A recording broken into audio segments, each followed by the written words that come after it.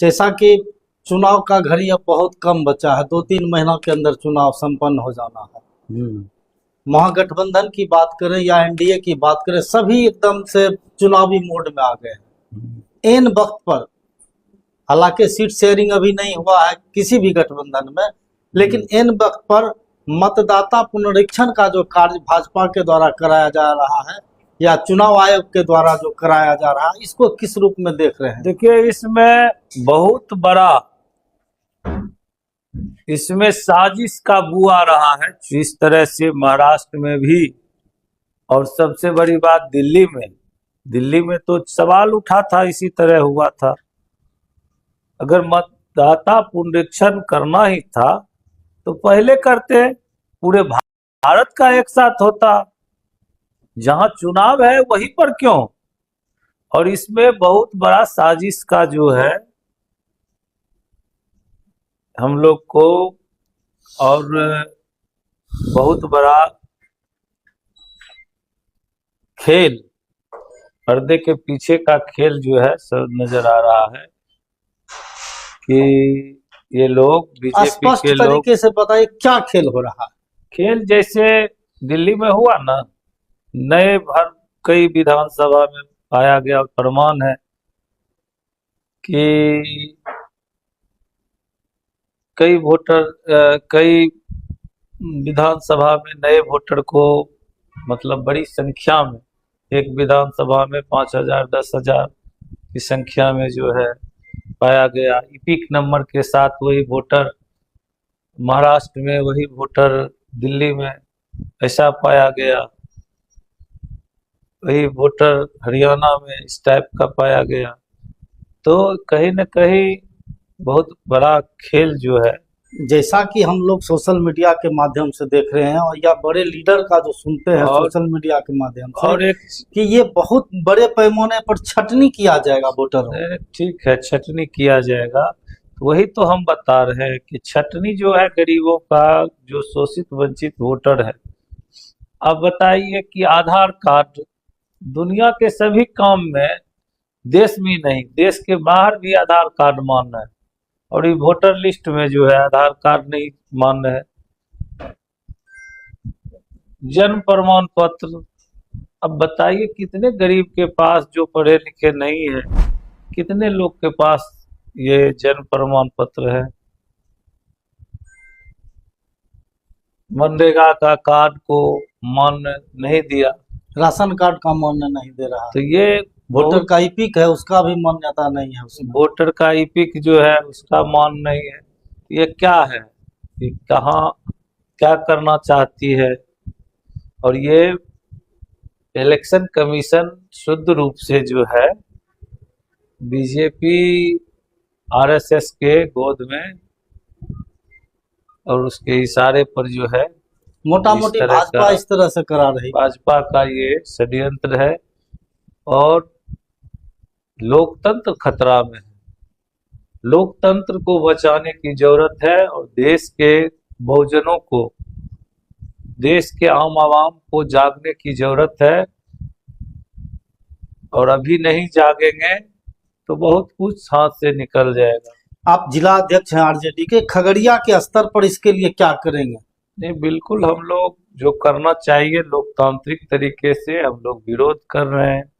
हमारे माननीय नेता तेजस्वी जी भी प्रेस कॉन्फ्रेंस करके बताया, विरोध दर्ज किया, और हम लोग लीड कर रहे हैं। निश्चित रूप से जो साजिश ये लोग करना चाहता है उसका पर्दाफाश तो हम लोग करेंगे।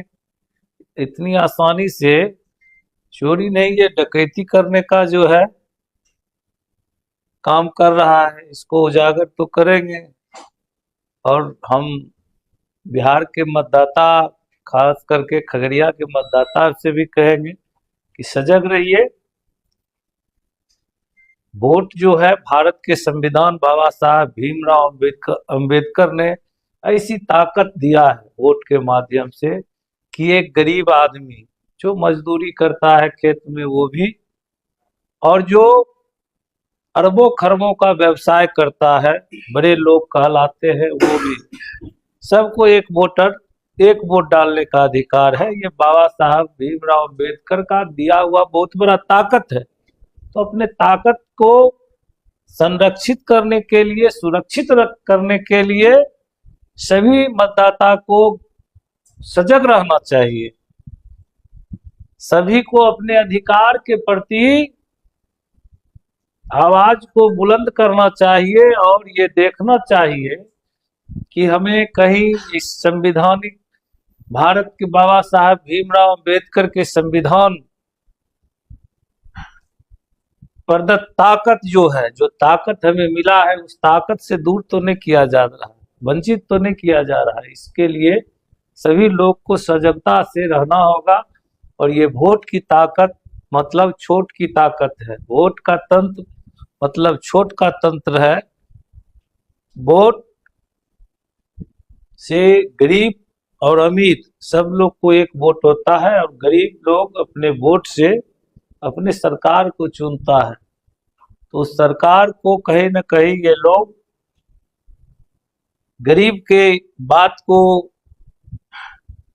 इस तरह के जो लाए हैं गहन पुनरीक्षण के नाम पर, कहीं गरीब के अधिकार को लूटने का योजना तो नहीं है।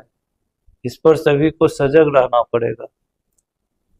क्या लगता है कि आने वाले समय में अगर इस पर जोर जबरदस्ती से इस कार्य को किया गया तो जन आंदोलन हो सकता है?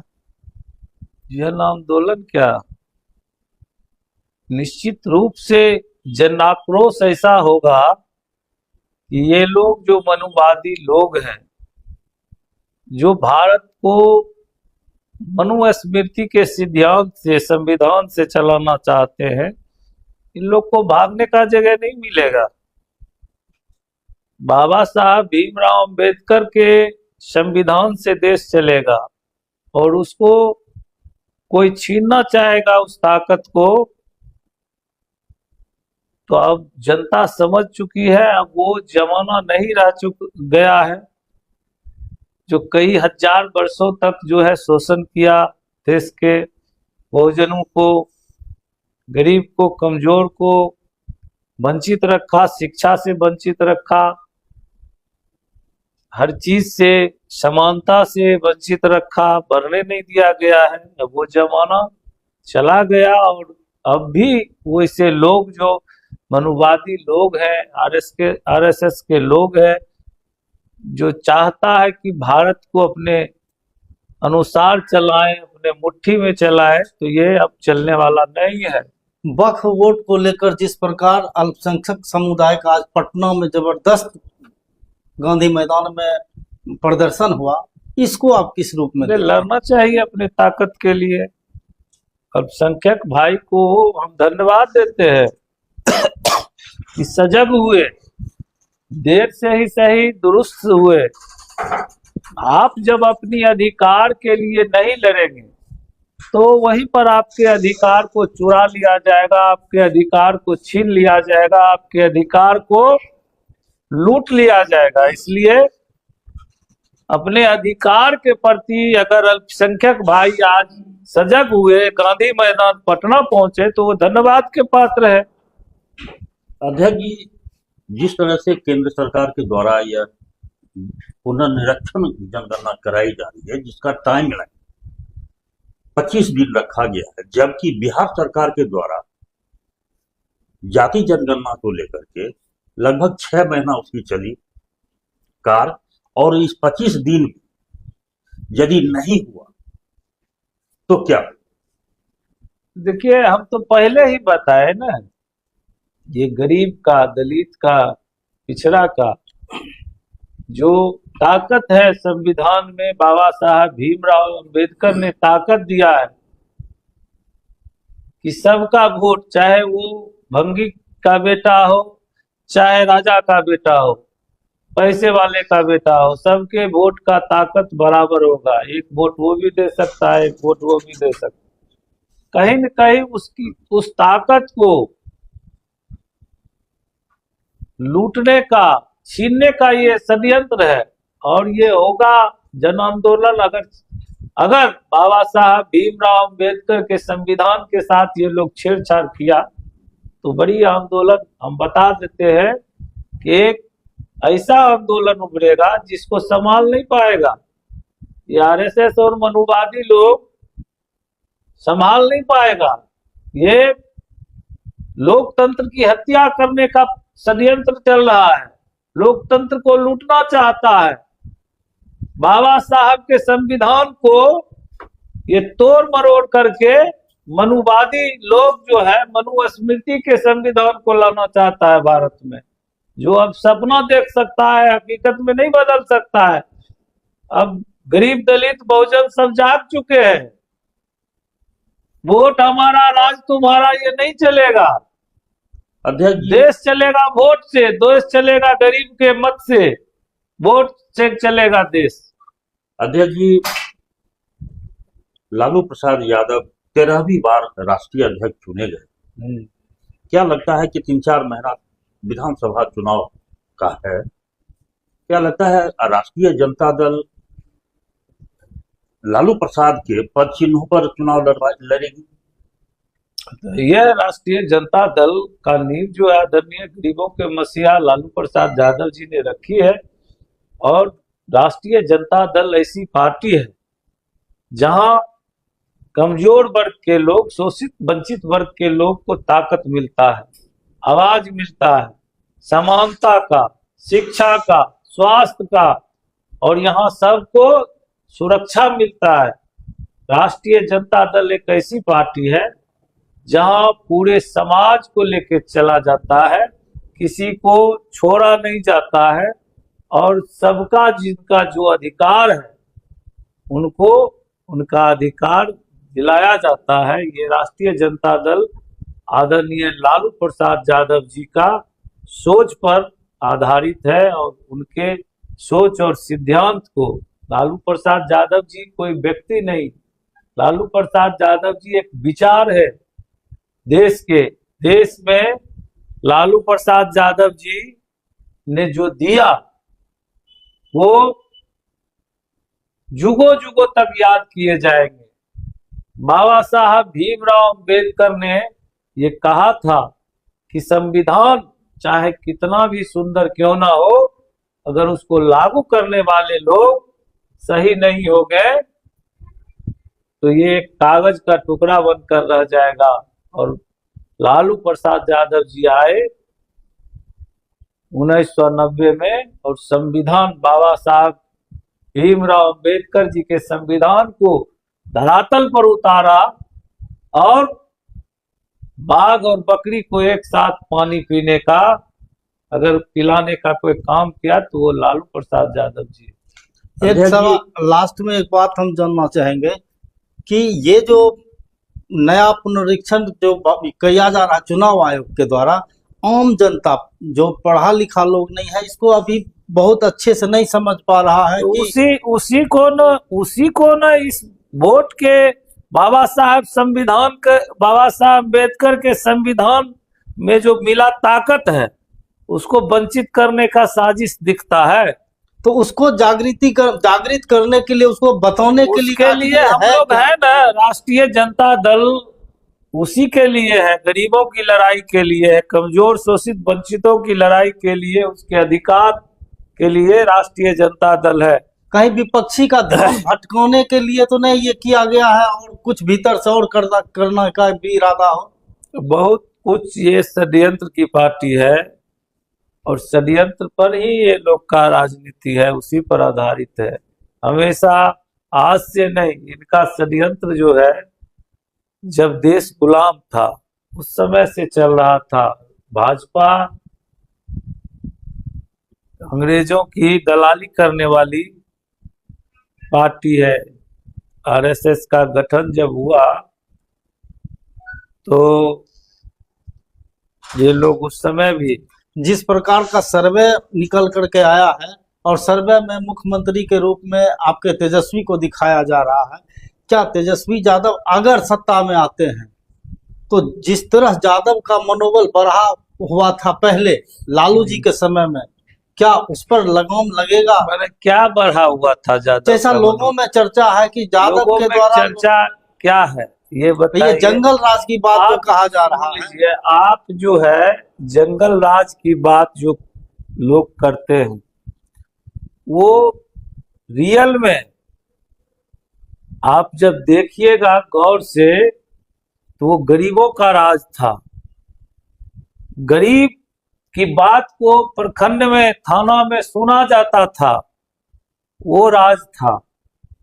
और जब गरीबों को दिया आवाज तो ये लोग कहने लगे जंगल राज। लालू प्रसाद यादव जी ने डायरेक्ट मनुवाद पर हमला किया और ये मनुवादी लोग संगठित होकर के लालू जी को फंसाने का, बदनाम करने का काम किया। आज आप बता दीजिए, हम जितना भी हमारे पत्रकार बंधु है, आप एक कार्यालय का नाम बता दीजिए जहां भ्रष्टाचार का गंगोत्री नहीं बह रहा है। तो जंगल राज यहाँ है कि लालू जी के राज में था। जंगल राज आखिर कहते किसको है?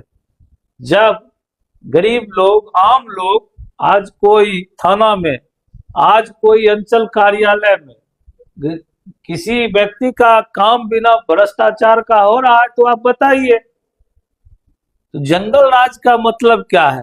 दिन दहाड़े खून हो रहा है, बलात्कार हो रहा है, और लालू जी को जब सत्ता मिला, शासन मिला, तो वहां खजाना खाली था। और लालू जी जब सत्ता छोड़े थे तो खजाना भर के जो है छोड़े थे। बिहार को संपन्नता की ओर अगर कोई लाया तो लालू जी थे। और कुछ बात को लेके दुष्प्रचारित किया। मीडिया में कौन लोग थे प्रचारित करने वाले? आप देखिए, लालू जी को आखिर कौन लोग बदनाम कर रहे थे? अध्यक्ष जी, आगामी विधानसभा चुनाव में महागठबंधन की ओर से किस मुद्दे पर चुनाव लड़ा जाएगा? क्या बिहार में बदलाव हो सकता है? तो बिल्कुल बदलाव, बिहार के लोग बदलाव चाह रहे हैं। आप देखिए, सभी सर्वे में भी आ रहा है। सड़क पर किसी गरीब से, कमजोर से, किसी किसान से, किसी दुकानदार से पूछिए, व्यवसायी भी सब परेशान है। हमारे चैनल के माध्यम से जनता को क्या कहना चाहेंगे?